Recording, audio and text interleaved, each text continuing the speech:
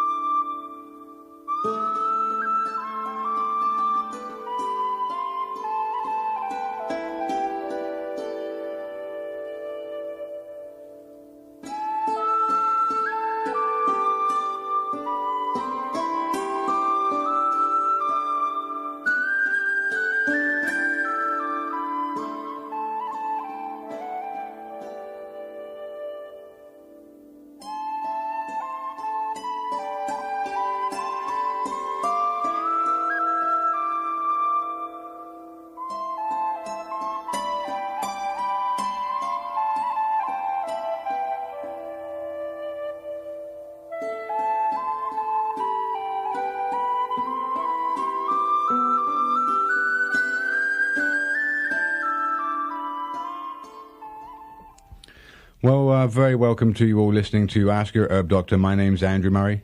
My name's Sarah Johannesson Murray.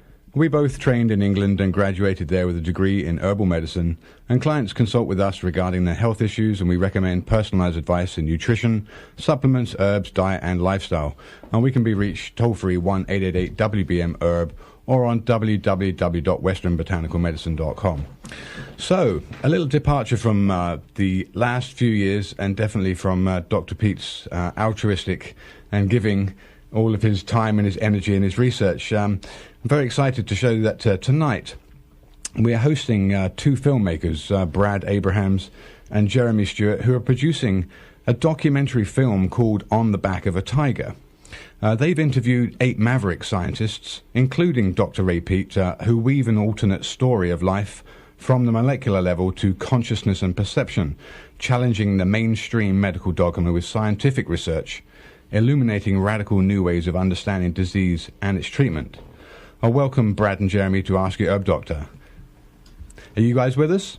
Yes, we are. Yes. Okay. Yeah, thanks for the great intro. Sums it up nicely. Excellent. Okay. So, welcome, Dr. Pete, to the show. Yeah, hello. Hi, Dr. Pete. Seems like we have a threesome on the airwaves. Oh, great. Okay, so basically, then we've been very fortunate to interview you, Dr. Pete, for a number of years now, and you frequently mention names during your discourses, and they're usually eminent scientists and groundbreaking alternative researchers whose view of mainstream medicine is alternative to the dogma, if not controversial.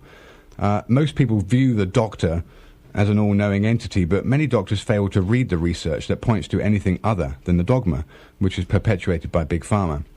Up until the time that I just realized that Dr. Pete was going to be with us a couple of minutes ago, I had written a small outline for Brad and Jeremy, apparently who've been exhaustively traveling Europe in the year 2014 to track down these 8 principal scientists who they did manage to get 1, 2, and 3 day interviews with, I think. So I wanted to cover the timeline with which you started interviewing these scientists, starting with Dr. Mei Wan Ho, and give each of you, I don't quite know how we're going to work this with both of you on the show. I think one person will do one and the other will do another, or you can both interject, and Dr. Ray Pete, you too, at the same time. You can all cut in.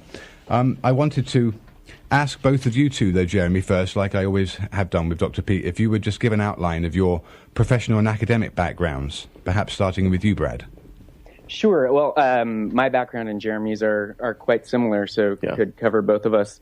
We both went to film school originally, and very soon after graduating, entered the advertising and commercial production world, where we were trapped for many years, pining away, trying to figure out a way to work on projects that were more meaningful to us and to other people.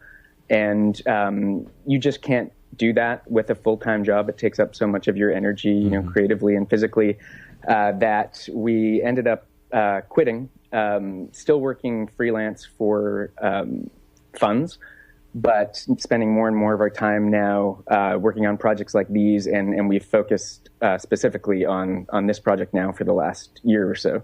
Yeah. Have you had any background reasons for pursuing this kind of health topic, medical establishment approach to disease? Is anything pertinent in either of you that has kind of spurred this? Or you can go ahead, Jeremy. We both, I think, are sort of sensitive, fragile people in that way. Like, as far as always being, more aware of what we eat and sensitive to the environment. Some people are maybe more hypothyroid than others, as Ray might say. And so I think we both had similar interests. That's how we became friends in the first place, while working together. Reading about, I think, on World's Healthiest Foods was when we first had our first conversation and realized that we had a lot in common. But seeing health problems in friends and family who couldn't find solutions, I think that's always been a background, and having an interest in science. Yeah, it was originally, for myself, just things like really bad digestion, allergies, fatigue, and a lot of it, I think, came with, overworking and just the confines of the modern world. But more recently, it's been seeing deteriorating health of family and friends, and in particular, my father, who's been, in the last couple of years, had been diagnosed with Alzheimer's. And I was already skeptical of the medical establishment, but just seeing the bad science and really suspect motives, particularly with this disease, really spurred a sense of urgency, creating a project like this. Okay. And Jeremy and Brad, I was wondering, how did you first find out about Dr. Pete? Because I know you wanted this film, initially, or you were thinking this film was going to be focused solely on Dr. Ray Pete. How did you first hear about Dr. Pete? Well, I was introduced to him by Brad. Brad, you found him through, I think Danny Roddy? Yeah, originally Danny Roddy. I had, been on the roller coaster of diets and in need of recovery, and had found Danny's site that had mentioned Dr. Pete, and just found it so fascinating. Someone looking at health and nutrition, starting at the molecular level and actually really understanding that, having such a solid grasp of the biochemistry. It took a long time. The work is dense and hard to understand for someone without a scientific background. So it took a long time. It took, actually a couple years of reading and listening, and talking with Jeremy and others to really have a grasp on the unique view, and also, self-experimentation with diet and certain lifestyle lifestyle things that really ended up having quite a large impact, I think, in both of our healths. Definitely. And it was a while, we were aware reading Ray's work for quite a long time before we talked about the idea of doing a documentary. I think it coincided and somewhat inspired doing something, getting into a project that was more meaningful and outside of the commercial world that we'd been in for so long. Wow, that's excellent. Well, all this talk about Dr. Ray Peat, I think we need to ask Dr. Ray Peat what your professional and academic background is, if there's listeners tonight that have not heard our show in previous months. I was studying art and literature as an undergraduate and did my master's thesis mostly on William Blake.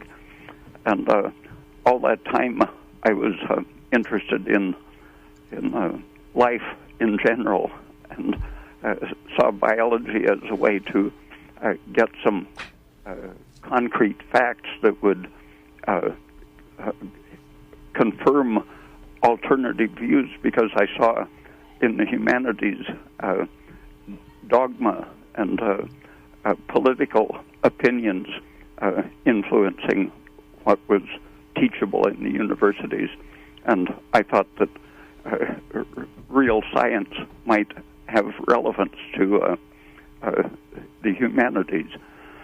And as soon as I enrolled at the University of Oregon to work on a PhD in biology, after taking a few years out in between my master's, I quickly realized that biology was exactly as unscientific as linguistics, philosophy, literature, and so on. Ideology was right at the center of nerve biology. And so I wrote to Gilbert Ling and told him what my professors were teaching, that he and others had shown to be profoundly wrong 20 years previously. And he answered, said, you just don't understand what science is. Science is all about prestige and money. Mm-hmm. And what year was that you wrote to? 1968, I think, in the fall when I started at university. Mm-hmm. And just after a few more months working with the nerve biology brain people, I found that the reproductive biologist was actually a scientist who, when I observed things that were counter to the dogma, he said, is it repeatable? Then go ahead. Great. So he had an open mind to science. Yeah, and the nerve biologist said he wouldn't even look at the experiments that I was doing. All of my experiments showed something contrary to the nerve dogma. And my professor would just turn instantly so he didn't have to see what the instruments were showing. Oh, my excellent. Goodness. That is the thrust of, and I definitely haven't spoken to you, Dr. Peat, since early on in the week before we even invited Brad and Jeremy to the show. But that's exactly the thrust of where tonight's show's going. So the scientists that we mentioned earlier, well, no, sorry, we haven't mentioned the scientists yet, but I was saying earlier that you have, in the course of the last several years, whenever we do radio shows, you'll always throw out these eminent scientists' name, and we look at them like Gerald Pollack and May Wan Ho and Gilbert Ling, etc. And Jeremy and Brad took it upon themselves to go take a list of these people and go see if they could track them down and film them. I know. I want to know how that came about when Jeremy and Brad were talking to you, Ray. Well, one minute. I just wanted to say at this point in time in pre-production, the editing stage, they have produced a fantastic couple of minutes movie clip showing all the different people that they've interviewed, and these people are all on the cutting edge. They're all PhD, they're professors, they're research scientists, they're all very respectable people who've produced works in published journals, etc. And they are directly refuting some long-held tenets and dogma of science that most people just get faced with by their doctors because the doctors are not reading research. So the whole thrust of tonight's show was not only to bring out these scientists and their various different aspects of what they're looking at in science, but to let people know that they can find out more about this movie that's being created by going to www.perceivethinkact. So Perceive, Think, Act is the main link. .com. .com, of course. Or you can just put that Perceive, Think, Act in a Google search term, and Google search bar. It'll take you straight to their website, and you'll be able to see what the work that they're doing. So, the main thing is I wanted to go through the different scientists that Dr. Pete's mentioned in past, that Jeremy and Brad went to see on different continents, and get a feeling for the kind of science that they've put together in, I don't know how many hours. How many hours do you think you took altogether, and how many hours do you think the DVD will be? Oh, well, in terms of raw footage so far, we've shot hundreds of hours, but... about 200 hours. Yeah, the final project will be, a feature film length, but perhaps we're going to explore maybe shorter series that could cover more ground as well. In depth. Okay, cool. Okay, so Dr. Pete, how did you come up with the idea for Brad and Jeremy, or Brad and Jeremy, how did you come up with it to interview these other scientists? Well, it was the original phone conversation we had with Dr. Pete talking about this idea, and he mentioned or had asked, had we thought about talking to Harold Hillman, and we had heard of Harold Hillman, but hadn't really looked into him. Mm-hmm. And he mentioned, a couple other names, Mae-Wan Ho, and we started, diving deeper into their work and realizing there's a much larger story to tell here. And that really sparked this quest to then sort of check off all of the people whose what seem like disparate theories Ray has connected the dots and woven together into a what we think is a fairly cohesive new model for the workings of life. Yeah, that's why I keep telling Dr. Pete we need to write a book that's called the Pete Manual instead of the Merck Manual. It's a Pete Manual. Who knows? Okay, so let's start with Dr. Mae-Wan Ho, just because you have first-hand knowledge of her and you've met her, and maybe you can just give an outline of Mae-Wan Ho's background, her philosophy, and her character. She's covered a lot of different topics. I think probably what she's known for being most controversial on is GMOs. Mm-hmm. But mainly what we talked to her about is her study of basically quantum biology and the crystalline structure of organisms. And she did a number of experiments using a type of microscope that's, I think, generally used in geology. And it's basically uses polarized light and allows you to look at generally like the structure of crystals in rocks. But she found that the small organisms had the same sort of crystalline structure in a liquid form.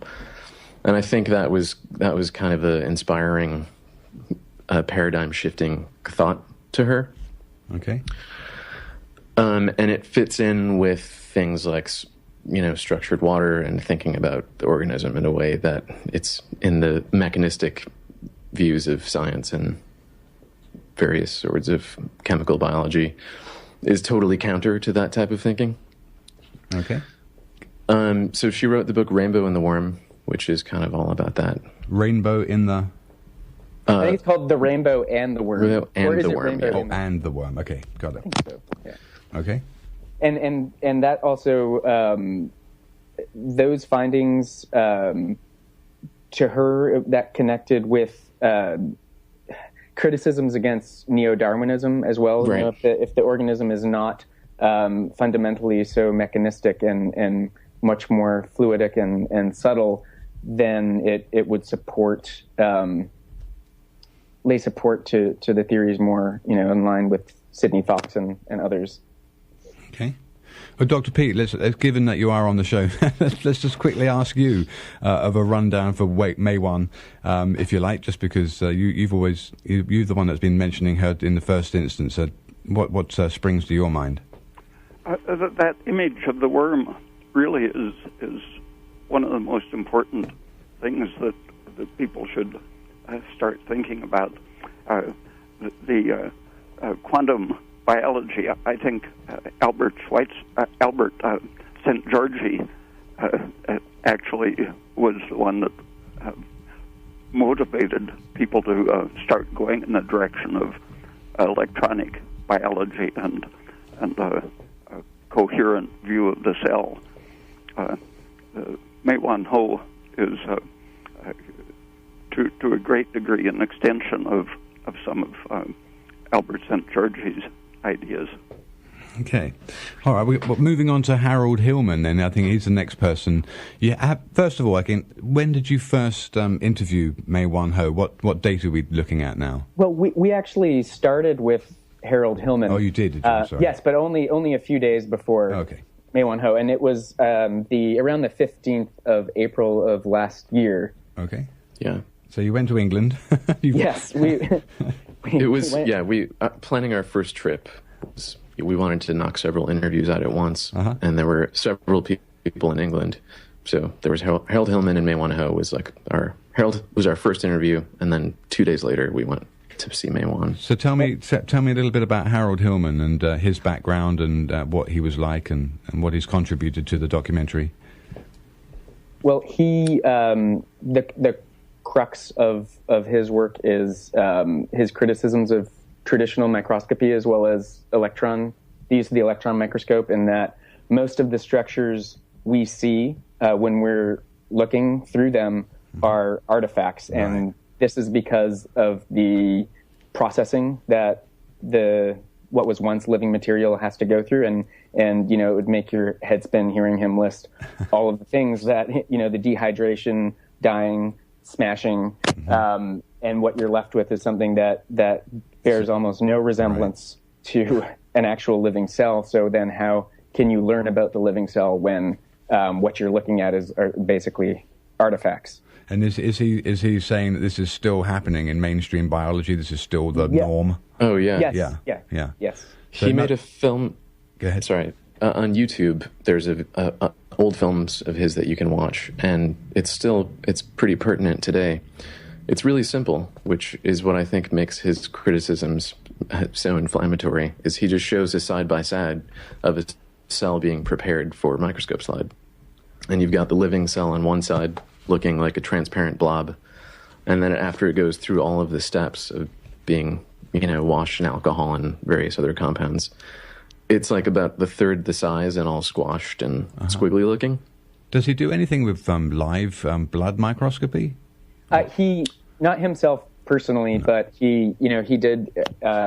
We asked him about the techniques currently in use that do let you look at, or are at least more accurate than light microscopy or the electron microscope. Okay. And going back to what Dr. Pete had experienced when he was a student, his professor not even wanting to look at what he was doing. Similar with Dr. Hillman, his work was so difficult to criticize that people would just leave the room when he would come in. At scientific conferences, they would literally turn around and run away because they just didn't want to hear him speak. Yeah, they'd rather keep their paycheck coming in than actually look at what science might be showing them.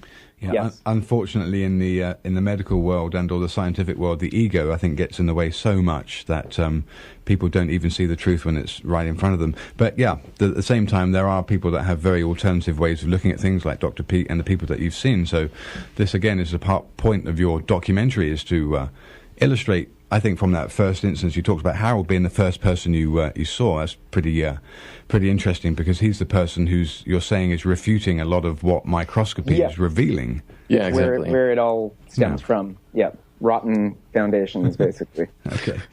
There was a famous Swedish electron microscopy expert named Fritjof Sjöstrand, right? Who did a lot of very clear explanation using different fixatives, showing how profound the artifacts are in standard preparations. And he was a mainstream researcher, but the mainstream simply overlooked his work on the artifacts. Okay, well, let's move on to Dr. Gerald Pollack. A lot of people that are listening to the show may well have heard his name mentioned in the past and may well know him from his structured water. He's kind of water. He's called the water wizard, I think they call him. Yeah. Go ahead. Either one of you want to start and tell us a little bit about Gerald Pollack and what you gained from his interview. Well, yeah, he's really known probably more widely than anyone else that we've interviewed so far as he's got mainstream talks. He's done a TED Talk, and his focus today is really on what they generally call structured water, another phase that, it's one of those topics, I think, he's really unpopular in his department because he has chosen to study something that seems like obviously it's already been figured out. But they do some fairly simple experiments to show that there are more unusual electrically based forms of water. And they create, they call it easy water, the exclusion zone, when you get the water building up on a surface and it purifies itself. Basically, everything becomes excluded from it. And that seems to be the exact kind of how water is structured inside cells. Right. So it has all sorts of implications for further understanding biology. And he found that one of the substances that seems to create easy water or structured water with the most affinity is aspirin. Which we found, very interesting in that it has such broad effects in the body, and if it's connected to that attribute of it. Yeah, the stabilizing effect of water. Okay, Dr. Pete, I know you've always been a proponent of aspirin for quite a wide range of different conditions, inflammatory generally, but do you have anything to say on Gerald Pollack? Oh, well, everything he's been doing in recent years is just extremely interesting.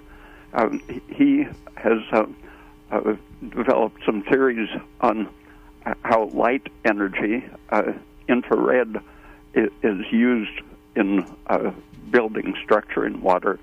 And there's a young German named Andrei Sommer, Sommer, who is working with red light structuring water.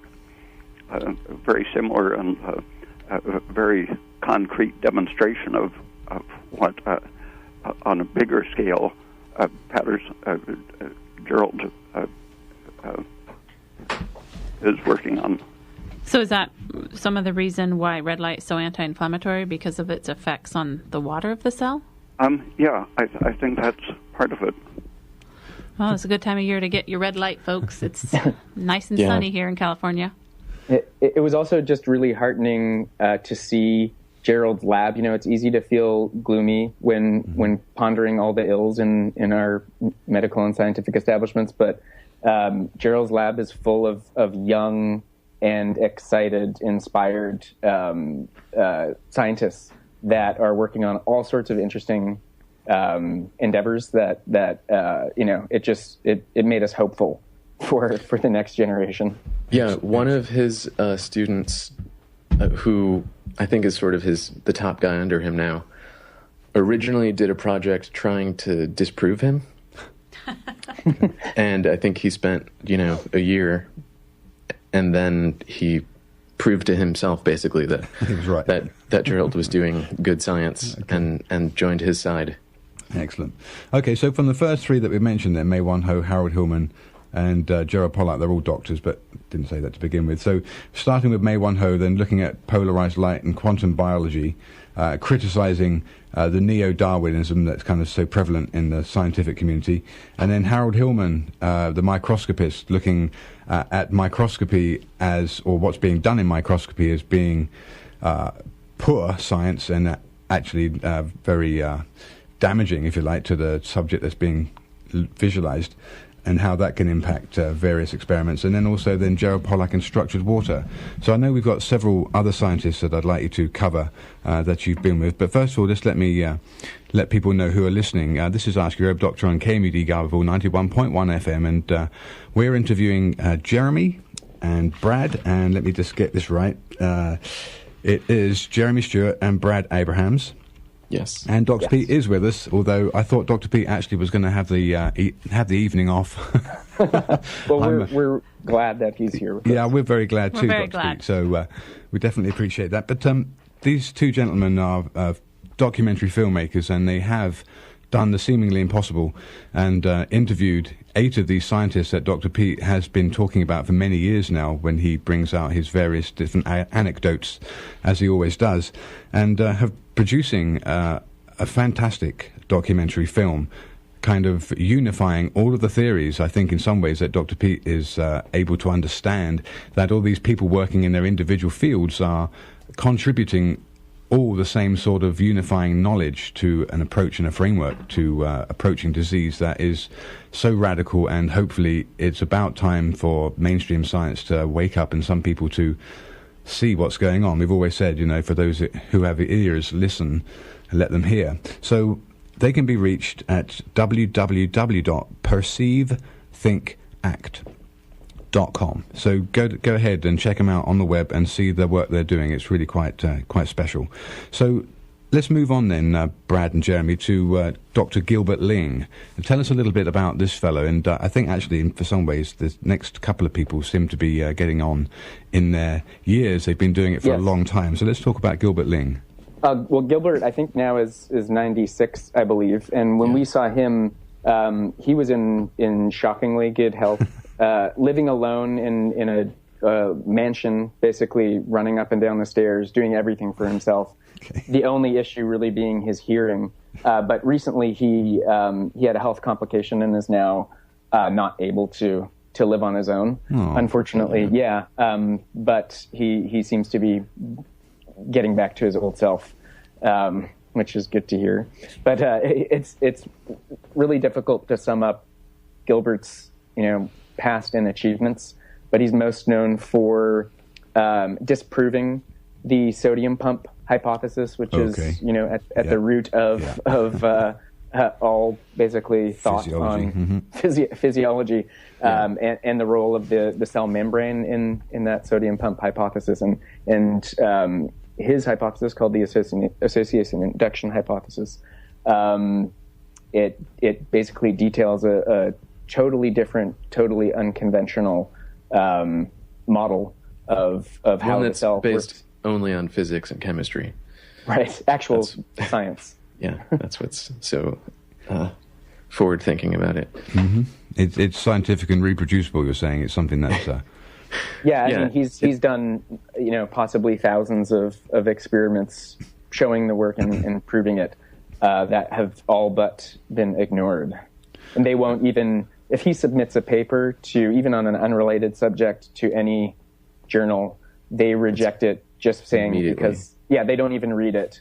They just send him a rejection notice because of his name. Wow. Now, Dr. Pete, I know that when we've spoken to you in the past, and I, again, unfortunately went through an education where it was very science-based, and it was the same kind of erroneous science. Not really science-based. It pretended to be science-based, but really it was just medical dogma. We still had sodium pumps and potassium pumps and all that kind of stuff moving, allowing things to be transported across the cell. And I know, Dr. Pete, that you're very anti the membrane pump idea, saying that actually cells are very fluid and elastic, and they flow and they move and they make space between the cells for things to enter and exit. And actually this is a much better and holistic approach to the physiology of the cell. Yeah, wasn't the cell membrane theory just brought about by Big Pharma so they could try to explain how their drugs are working? Sort of. I think it really relates to neo-Darwinism and the genetic idea that they want to get away from the idea that life is somehow stable, and so it's more like a machine which has to run to keep itself in a given state. But Gilbert Ling showed that even if you turn off the energy supply, the cell is stable for many hours. The sodium keeps going in and going out, but the cell retains the lifelike imbalance between sodium and potassium, and all of the lifelike properties don't require energy. They simply require the structure of the water and the whole living system. There are just apparently an infinite number of ways of looking at that confirm Gilbert Ling's view, but the absurd, the need to see things in this mechanical way makes people overlook the facts and believe absurd things. In an electron microscope course that I took, I decided to try different fixatives. I had read Sjostren's, some of his publications, and simply by using a different fixative, my cells were nothing but membranes, membranes all the way through. And so I looked at the origin of how they got the first membrane, and in an old medical book, 19th century ideas, I saw that doctors treated ulcers and burns with osmic acid, osmic tetroxide, to create what they called a false membrane. And that was a standard medical term. So it was in the consciousness of the people who were working on cells. And the first preparations for electron microscopy of cells showed no membranes at all.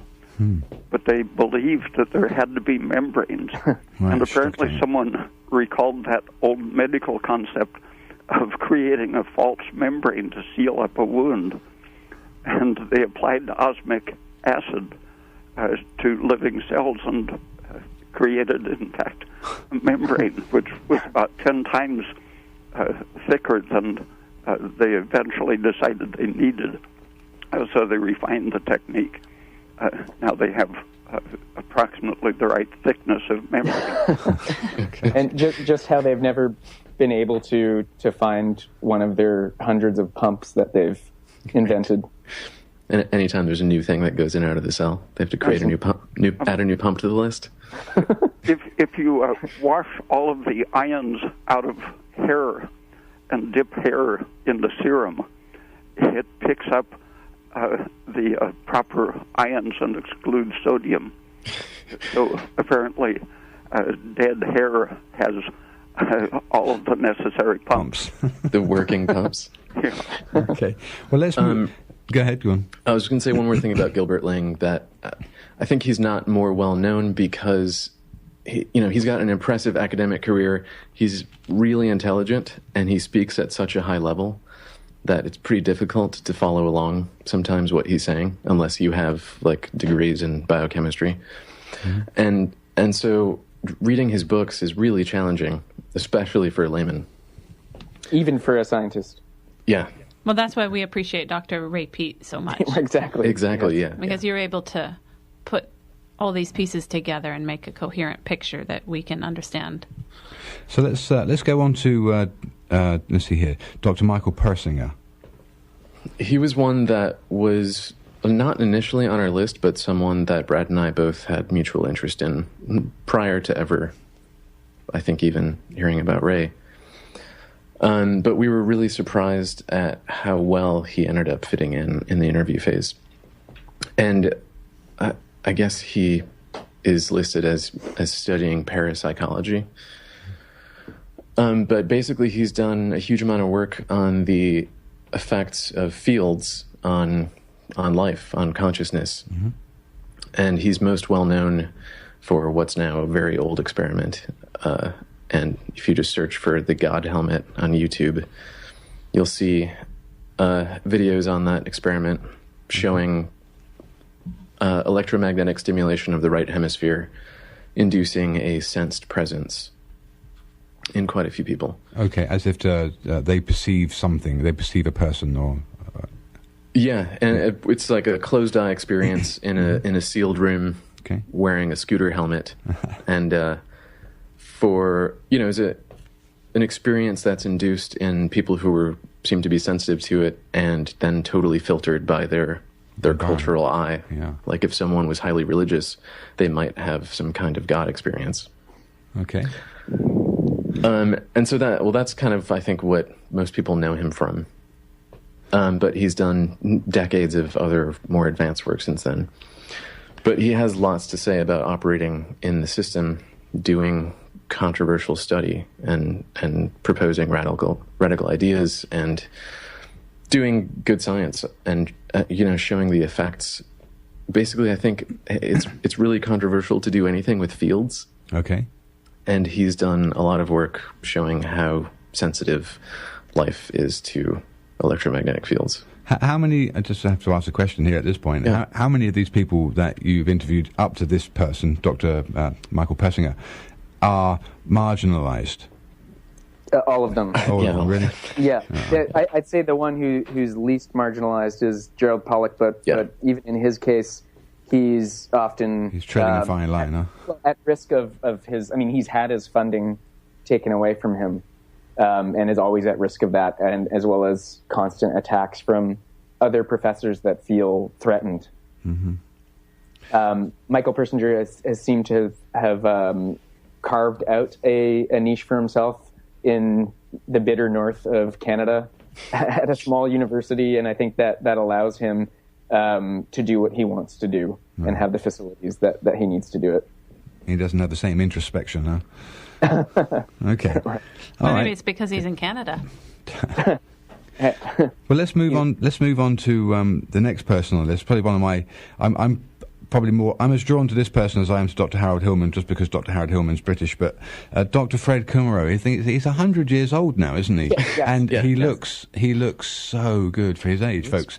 If people that are listening here, Dr. Fred Kummerow, Kummerow, is 100 years old, and I'm sure Dr. Pete will have something to say about him, as well as both of you, Brad and Jeremy. But he was very into demonizing polyunsaturates a long time ago, and his skin looks so good. You've met him in person. What's he like? Yes, it's even he looks even better than you'd imagine. Okay. He has no age spots or the lipofuscin anywhere. Okay. And his hair, while gray, he has a full head of hair. It's nice and soft. Yeah. Nice full set of teeth. Did you touch his hair? No, but it looked very soft. And he basically had, for his adult life, avoided any added polyunsaturated fats in his diet. Okay, that I think is the... Tell us all about him.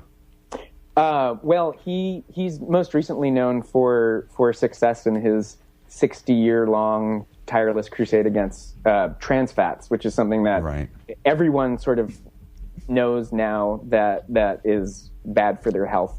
But what is not reported is he basically says very similar things about the polyunsaturated fats. And when we told him, since he's quite old and he's not really connected into the modern, health world, when we told him that fish oil is sold as supplements and people drink flax oil, he literally physically recoiled, knowing the harm that it can do to health, and it has caused some people to die young. Sure. That it actually horrified him that people are that it's $1 billion industry that all it's doing is harming your health. Mm-hmm. Yeah, it's pretty sad, isn't it? Yeah. Go ahead. Is there anything else you want to say about Dr. Fred Kummerow, having met him, and then maybe I'll ask Dr. Pete what he has to think about him?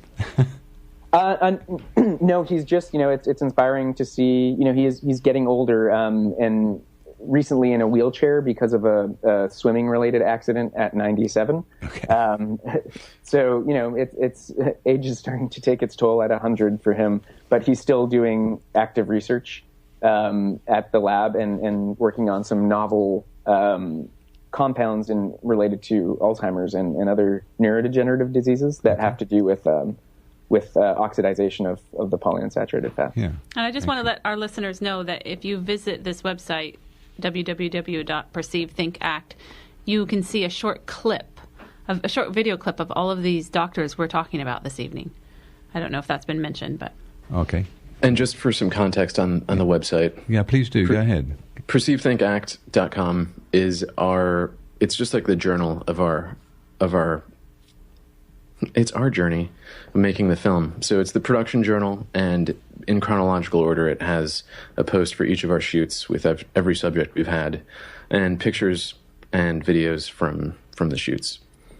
And I think also important to note that we're not finished shooting. We've only really shot about 30 to 40% of the material. There's a lot. Yeah, there's a lot of people that we still want to interview. Like, how are you going to get them all into a 1.5 hour DVD? Or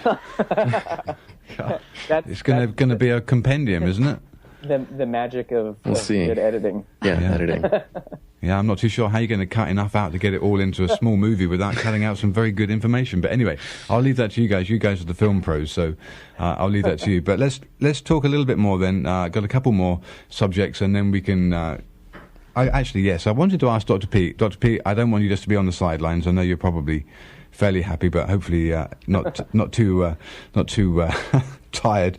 What do you have to say about Dr. Michael Persinger from your experience and or your work? Where has he led you, if anywhere, in his journey? Well, my interest in fields went way back. My brother was a radio ham and had a lot of electronic equipment that I, from I guess the age of 9 or so, had the opportunity to play with, and so the electrical properties of all of my acquaintances, seeing how aging affected the conductivity and so on, kept me constantly aware of the electrical magnetic properties of organisms. And in 1968, I went to Russia largely to talk to a man working in what he called magnetobiology, as opposed to biomagnetics. He concentrated on the effects of fields on organisms rather than the fields produced by the organism. Right. Okay. And one of my very first experiments at the university after I got back was with a strong magnet that my brother made for me, and looking at its effect on a crab nerve.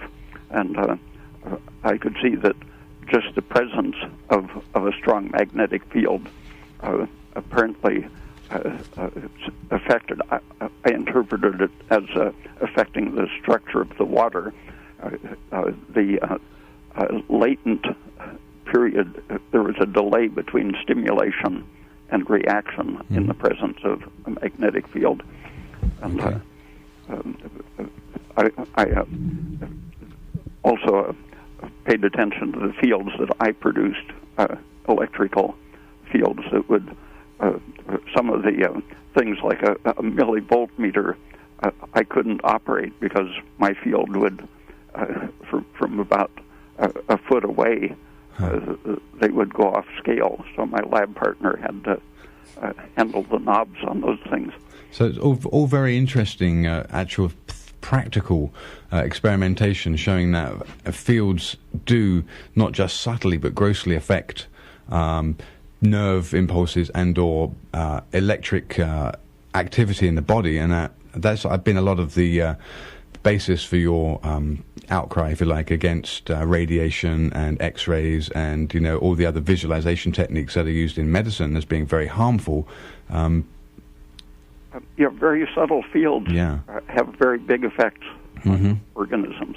Okay. What about, I don't want to take too long with that one, but how about Dr. Fred Kummerow and his background in trans fat,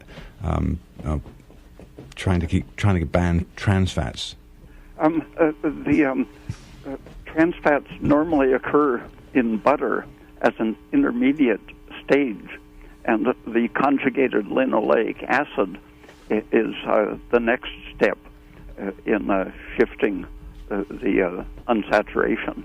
And the very beneficial effects of conjugated linoleic acid, I think, are because they block some of the toxic effects of the normal linoleic acid and other polyunsaturated fats. So even though cow's milk and butter contain some trans fats, they also contain the beneficial next step, the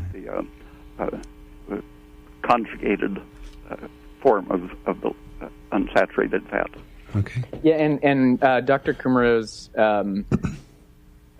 criticism is more about the artificially created trans fats, rather than the naturally occurring in dairy and other forms. He's got nothing against butter. Yeah, Okay. he likes his butter. Yeah. It's all about the wholesale production then of trans fats and pumping those into the food chain. Yes. Yeah. Okay. Well, see, we've got 10 minutes left here, and time goes so quickly, unfortunately, but just want to let people that are listening know this is Ask Your Herb Doctor, KMUD 91.1 FM. We've interviewed Dr. Eamon Peat, thankfully, for quite a while, and he's spoken on many different subjects, and he's mentioned many different eminent scientists in that time, and that fortunately the step has been made where these two gentlemen filmmakers that we're interviewing now have actually gone and interviewed these 8 scientists, and they're actually talking about interviewing quite a few more, but they are in the process of producing a documentary, and they do have a very good clip, a taste of things to come, if only people will go there and see what's going on. Their website is www.perceivethinkact.com. So, and the name of the documentary that's in progress is On the Back of a Tiger. Okay, so let's just go on to Danny Roddy and his background. He's probably the only non-doctor so far, isn't he? So far, yeah. Yeah. There's sort of two sides to the film, and we've focused so far on the scientists, but the other piece is what we've been calling the health seekers, people who have used this information to empower themselves and take their health into their own hands. And he's someone who's had his own health journey, and now he's, I guess you could call him a health blogger. His main focus is on hair loss specifically. Interesting. But he's, I think, probably read almost anything that is available that Ray has written ever. Okay. And he's got no formal academic background, but he's learned an incredible amount on his own. And I think really had a huge journey learning to understand his own sort of metabolism and stress. And he's applied this to himself, and this has been something kind of groundbreaking Gestalt's moment where he's, wow. Exactly. Yeah. He's been on, I think, the roller coaster that a lot of us can relate to with trying to solve your own health problems, and thankfully has come out on top with and now able to connect with people. I think that's why he connects so well with people is he's been where a lot of people are now, and has the gift of taking those very complex scientific theories and translating them so anyone can understand them. Yeah, good. I mean, that's always been the challenge, isn't it? Science is sometimes so chewy. It's a lot to get your teeth into sometimes, and sometimes it's the language is almost a different language, and therefore it needs a translation to put it into a context of everyday language so people can truly understand it. That's what we try and do with Dr. Peat, because sometimes he's very scientific sometimes, and other times, doesn't sound quite so difficult to understand. But well, it depends who he's talking to. Depends who he's talking to. Sometimes when it was just you and Dr. Peat on the radio show, you guys got a little carried away in science because you're talking to each other. Anyway, my interference there. Yeah. But. Okay, so you actually went and interviewed Dr. Peat. Now, Dr. Peat, he's probably the unwitting star of the show, but you interviewed Dr. Peat here, and obviously you got to share with him, and he got to share with you. And what I can gather is that, again, I think he's kind of unifying the theories of all these different scientists and applying it to health and the perspective of health, and kind of meeting the challenges of the way health and medicine is working or not working in this day and age with people, and how dogma is just so entrenched, as is the ego, I think, in the science community, that it fails to see sometimes the obvious and doesn't allow that ego to fall to one side to let the facts come through, and then support them by being a little bit out on the edge of the field, as it were. So you interviewed Dr. Pete, and unfortunately I know we've only got 5 minutes left, but you can talk briefly about Dr. Pete, but let us have a little bit of time just to remind people where they can find out more about you, because you've got a great film that you put in together. So Dr. Pete, very briefly, you've got a couple of minutes here, I think. One of the thing about the working scientists and people who've spent their life in science is they focus on a little tiny area, and they're not usually fully aware of the larger context that they may be helping to expand. And so I think Ray's work, it kind of puts all of these people into a paradigm that all makes sense together into a much more holistic view. And really, what is the worth of all of this scientific inquiry if you can't apply it practically to people's health and nutrition? And I think that's where nearly everyone we've interviewed somewhat misses the mark in that they don't think about it that way. They don't think, well, how does this apply to me? They're looking down a microscope. Exactly. Yes, yeah, and that's where one of the many realms where Dr. Pete's work resonates with us and so many other people. And I also think that Dr. Pete helps people take their health into their own hands, and he encourages them and gets them to start looking at, well, what do you feel like after you eat that food, or what do you feel like after you do that? And that is so important, because we are the ones that know ourselves the best. And a doctor teaching a patient to do that is very, very contrary to the authoritarian medical system we have today.